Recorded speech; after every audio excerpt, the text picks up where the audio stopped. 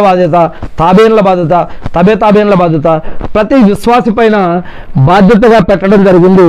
మీకు తెలిసిన ఒక్క వాక్యాన్ని అయినా సరే మీరు ఇతరులకు తెలియచేయండి.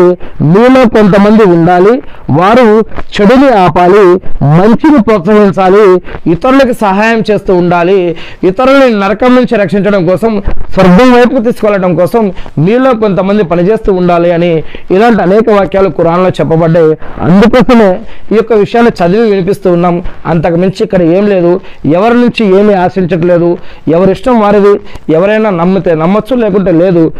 కానీ ఉన్న విషయాన్ని ప్రజలకు తెలియజేయడం వరకే. మీరు అల్లాహ్ సుబ్హానహు ప్రవక్త ముహమ్మద్ సల్లం గారు చెప్తున్నారు ఏమని, ఓ ముహమ్మద్ సల్లం గారు, మీరు వారి కోసం ఏడ్చి చనిపోతారా ఏంటి? మీ విషయం, మీ మీద ఉన్న బాధ్యత ఏమిటి? కేవలం మీ పైన వహీ రూపంలో ఏదైతే ఖురాన్ అవతరిస్తుందో దాన్ని మంచి పద్ధతిలో, అత్యుత్తమ రీతిలో మీరు ప్రజలకి తెలియచేయండి. అంతే మీ పని. వారికి హిదాయత్ ఇవ్వాలా వద్దా, వారికి ఇస్లాం ఇవ్వాలా వద్దా, వారితో వారి యొక్క ఆరాధనలు స్వీకరించాలా వద్దా, వారికి స్వర్గం ఇవ్వాలా, నరకం ఇవ్వాలా, వారితో ఏం చేయాలి అనేది మొత్తం అది మా యొక్క పని. మీ యొక్క పని ఏమిటంటే మీ దగ్గరికి ఏదైతే గ్రంథం వహీ రూపంలో అవతరిస్తుందో దాన్ని మంచి పద్ధతిలో వారికి తెలియజేసి వదిలేయండి. అంతే మీ యొక్క పని. ఇతరులకు దైవవాక్యాన్ని తెలియచేయడం వరకే మీ యొక్క పని. వారిని ధర్మంలోకి తీసుకురావడం మీ పని కాదు అని ఖురాన్లో అనేక వాక్యాలలో ఈ యొక్క విషయం చెప్పడం జరిగింది. ఇది ప్రతి విశ్వాసి పైన కూడా విధిగా విధించడం జరిగింది, ఫరజుగా విధించడం జరిగింది.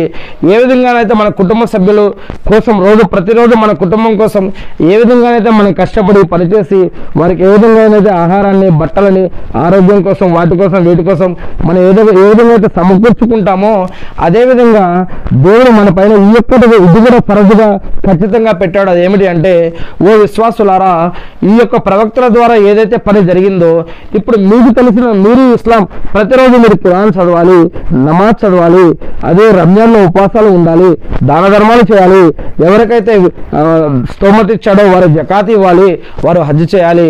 అదేవిధంగా మీ ఇరుగు పొరుగు వారిపైన కొన్ని హక్కులు ఇవ్వబడ్డాయి, ఆ హక్కులు కూడా పూర్తి చేయాలి. మీ పైన మీ కంటికి హక్కు ఉంది, మీ నోటికి హక్కు ఉంది, మీ యొక్క హృదయానికి హక్కు ఉంది, మీ యొక్క శరీరానికి హక్కు ఉంది, మీ యొక్క ఇంటికి, మీ యొక్క శరీర అవయవాలకి మీ పైన హక్కు ఉంది.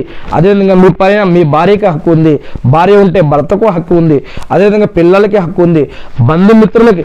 చివరికి అల్లా ఈ విధంగా చెప్పడం జరిగింది ఏమని, మీ స్నేహితులకి, మీ బంధువుల పైన కూడా మీ పైన హక్కు ఉంది అని చెప్పడం జరిగింది. ఇలా కొన్ని హక్కులు దేవుడు పెట్టాడు. వారు ఎవరైనా సరే, వారు ఇస్లాంలో ఉన్నా ఇస్లాంలో లేకున్నా సరే అందరితో కలిసిమెలిసి జీవించాలి, అందరూ కలిసి ఉండాలి. మరి అందరూ కలిసి జీవించండి అని